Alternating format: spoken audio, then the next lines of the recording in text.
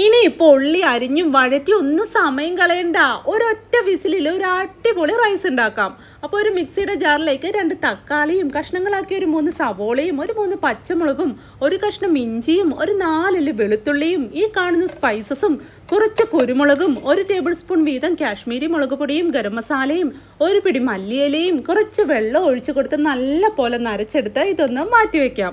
ഇനി ഒരു കുക്കറിലേക്ക് കുറച്ച് നെയ്യും സൺഫ്ലവർ ഓയിലും ഒഴിച്ചു കൊടുത്ത് കഴുകി വൃത്തിയാക്കി വെച്ച 3/4 കിലോളം ചിക്കനും കൂടി ഇട്ട് കൊടുത്ത് എണ്ണയിലിട്ട് നമ്മുടെ ഈ ചിക്കൻ ചെറുതായി ഒന്ന് ഷാലോ ഫ്രൈ ചെയ്ത് കഴിഞ്ഞാൽ അരച്ചു വെച്ച ഉള്ളിയും തക്കാളി മിക്സ് ഇല്ലേ അതും കൂടെ ഒഴിച്ചു കൊടുത്ത് ഗ്രേവിയൊക്കെ ഒന്ന് കുക്കായി എണ്ണയൊക്കെ തെളിഞ്ഞ് വന്നാൽ കഴുകി വൃത്തിയാക്കി വെച്ച 4 ഗ്ലാസ് ബസ്മതി റൈസും ചേർത്ത് ഗ്രേവിയിലേക്ക് നമ്മുടെ ഈ റൈസ് നല്ലപോലെ ഒന്ന് ഇളക്കി യോജിപ്പിച്ച് 1 ഗ്ലാസ് അരിക്ക് 1.25 ഗ്ലാസ് അളവിൽ ചൂടുവെള്ളം ഒഴിച്ചു കൊടുത്ത് ആവശ്യത്തിന് ഉപ്പും ഒരു ചെറുനാരങ്ങയുടെ നീരും പിഴിഞ്ഞൊഴിച്ച് മൂടി വെച്ച് ഹൈ ഫ്ലെയിമിൽ ഒരൊറ്റ വിസിൽ അടുപ്പിച്ചേച്ച് മത്തിയങ്ങ് ഓഫ് ചെയ്ത് ഏറെ മുഴുവനായും പോയതിനു ശേഷം മൂടി തുറന്ന് നോക്കുമ്പോൾ റൈസും ചിക്കനും ഒക്കെ നല്ല പെർഫെക്റ്റ് ആയിട്ട് കുക്കായി വന്നിട്ടുള്ള ഒരു അടിപൊളി റൈസ് റെഡി.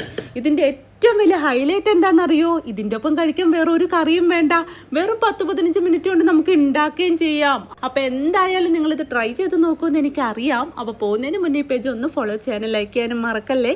അപ്പോൾ ഓക്കെ, ബൈ.